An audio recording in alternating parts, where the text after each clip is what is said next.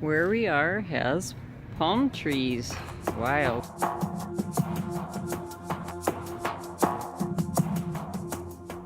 I slept about 4 to 5 hours. 30 minutes, our driver will be here. And we're heading up to the airport. It's gonna be a rough journey, but thank God most of you are coming along with us.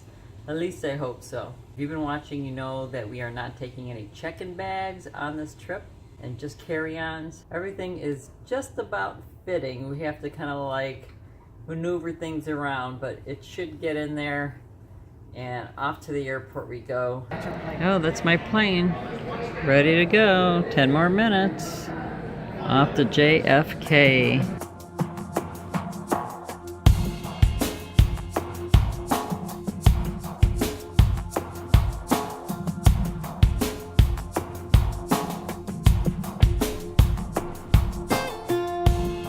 I think a plane like this should be illegal because if you had to put your head down, there's literally no room in front of me to bend over and hold my head, and you couldn't even evacuate. Look how narrow those aisles are.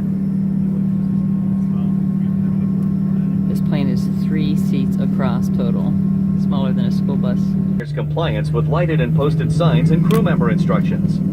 All flights are non-smoking. This includes e-cigarettes. It is against the law to tamper with, disable, or destroy the lavatory smoke detectors. The safety card in your seat pocket explains the safety features of this airplane, including the location and operation of it. This airplane has 2 exit doors in the front and 2 window exits over the wings. All exits are clearly marked.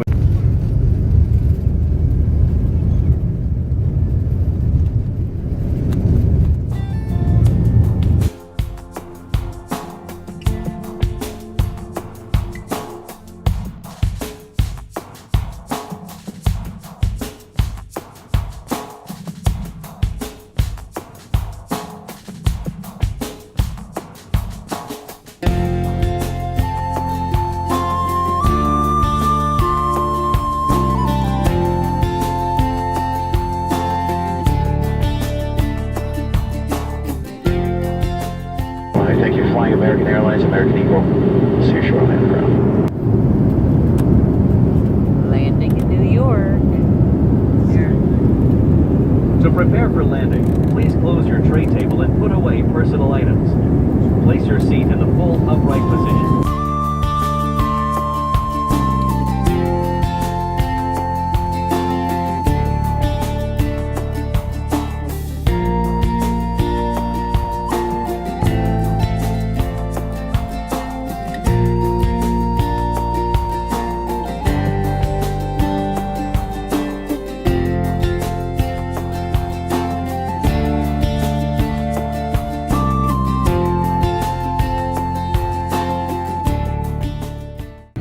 Well, folks, it's been a little bit of a wait here, but we're now number 5 to the runway. We'll be on our way shortly to Dublin. There's a possibility of some chop as we do climb out. For that reason, we're going to ask the flight attendants to stay in their seats.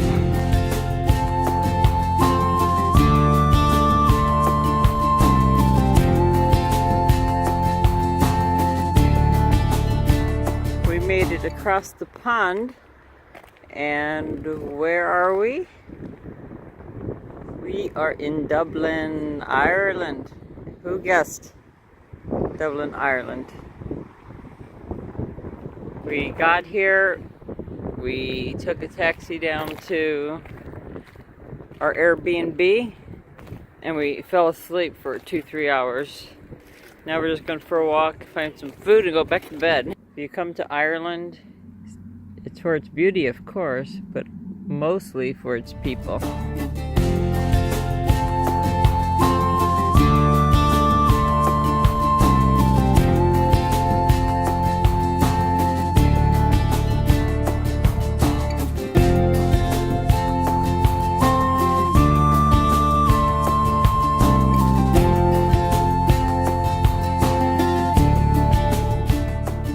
It's very windy. We are on our balcony in Dublin, Ireland.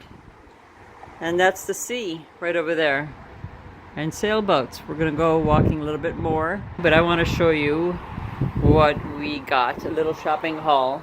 This place is called the Natural Bakery. Of course, I got my bread. They had so many choices, but I got this. I'm not sure exactly what they call it. The water we got from a different store. We just put it in there.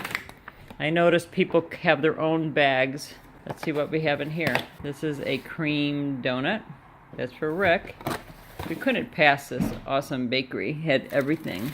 And then in here, Noah wanted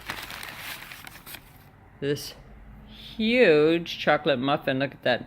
Then we went to a store called Penny's because it was actually recommended to us because the items are very affordable, and Noah only had one pair of jeans, so we were washing them. This Airbnb we have has a washer slash dryer, and we're not sure how to use it, and it's been going for a while. So he needed another pair of pants because he was only wearing a pair of sweatpants. We got these pants, as you see, for only 13 euros. I think that was a really good deal. Something I noticed here is that people walk very fast, like they're on a sprint walk. So we had to either get out of the way or keep up. So we did, and we stopped at a couple pubs so far yesterday when we arrived, and another one today. The food was delicious. I don't find it much more than in the United States where we eat. I've heard that it can be much more expensive, but I didn't find it. Maybe a little bit, but not too bad. The jeans were about the same price. It was a pretty good deal. I'm gonna make a series called Travel Abroad, Things I've Learned. So stay tuned on that because there's some things I've learned which I find interesting, and maybe you'll find it interesting too. But we're off for another walk, try to keep moving, get over jet lag. I'm walking here by the side of the sea, by the tracks, and it's freezing and windy. I'm surprised that most people are not wearing hats. I've even seen women wearing sandals and shorts. They must be used to the cold.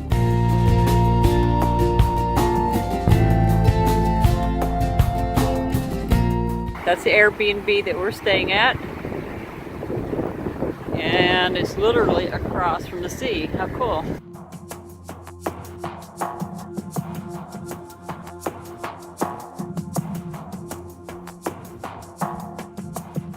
Across the road to get a closer view of the sea and the boats. There's a lot of little fishing boats. There's an island out in front of us. I was told that's really the fishing village, like a true fishing village. Our taxi driver was saying that this particular harbor has lessons, sailboat lessons, boating lessons, that type of thing. I'm sure there's plenty of fishermen, but he said that island out there is the good old-fashioned fishing village.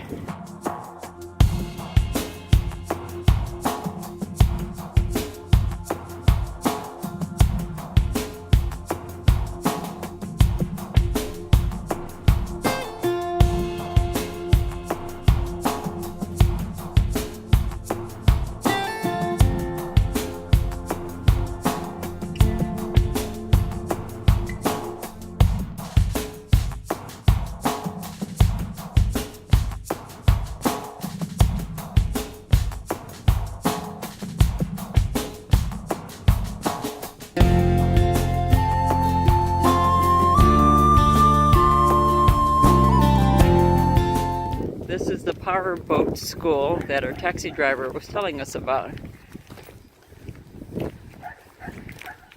That's nice to have ice cream cones, cold drinks. I'm sure that's just in the summer. I would imagine it's too cold for that right now, in the middle of September. And this is the Motor Yacht Club, DMYC. And there's the phone number if you're into boating and you're out here.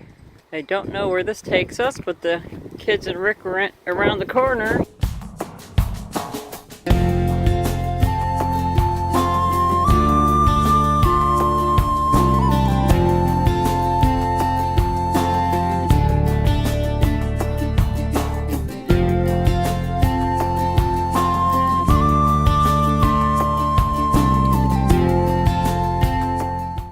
it stopped being windy for a second, I thought I'd tell you what I learned about getting on an airplane or picking a seat on an airplane.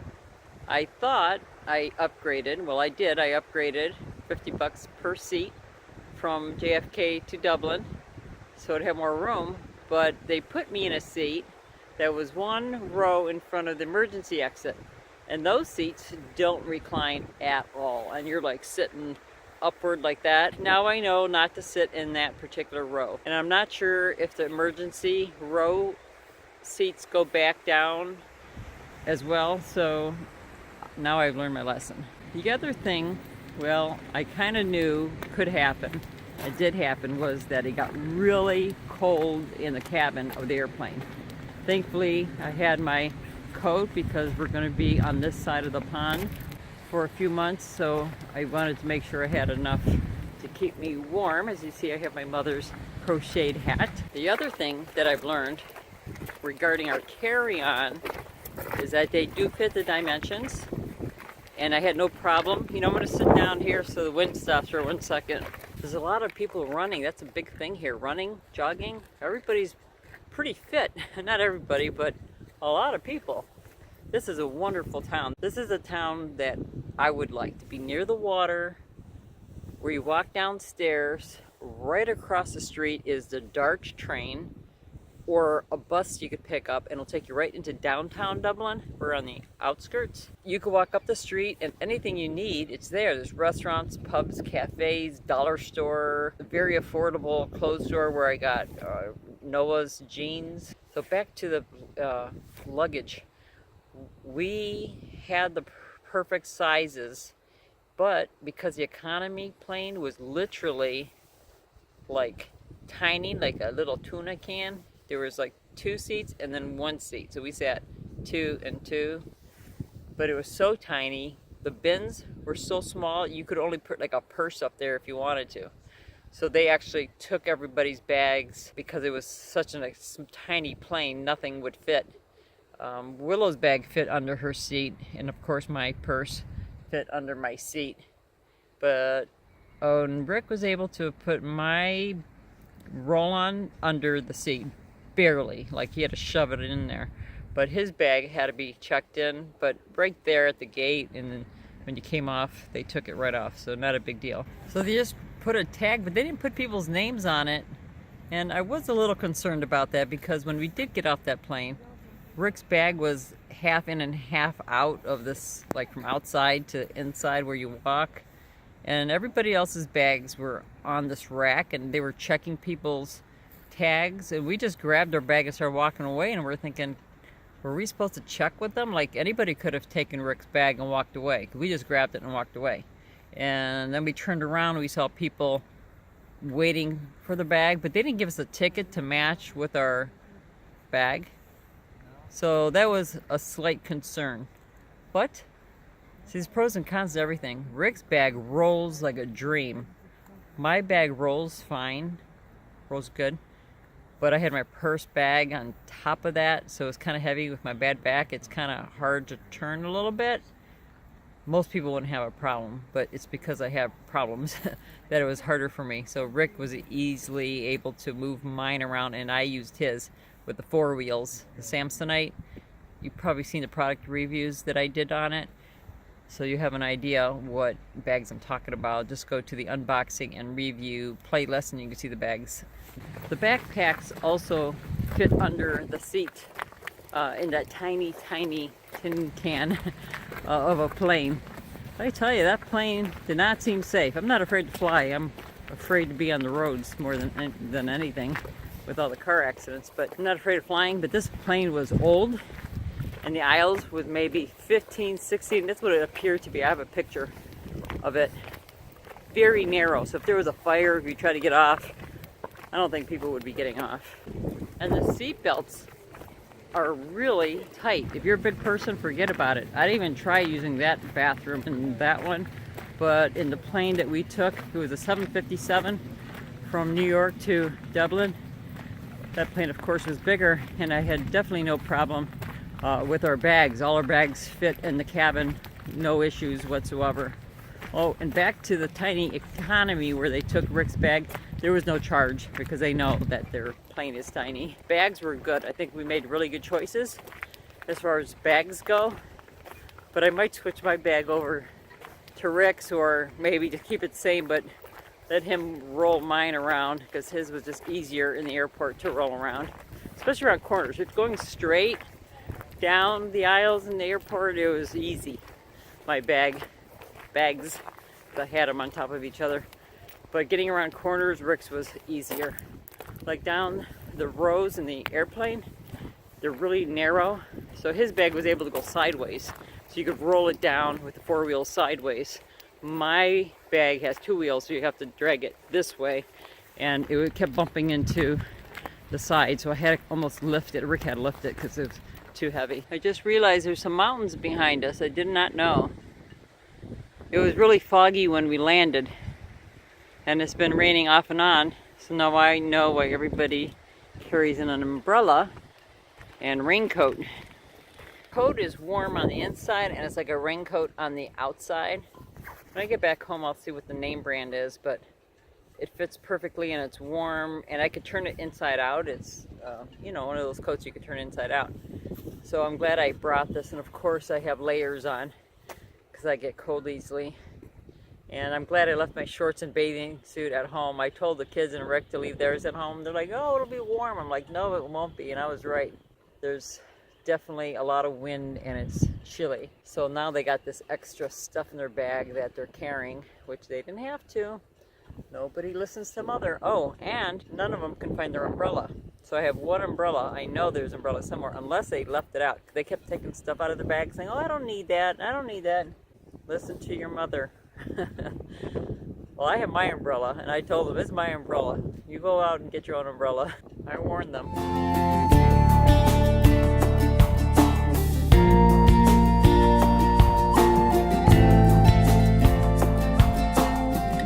I noticed there's a lot of people with a lot of dogs, beautiful dogs too, dogs I've never seen before.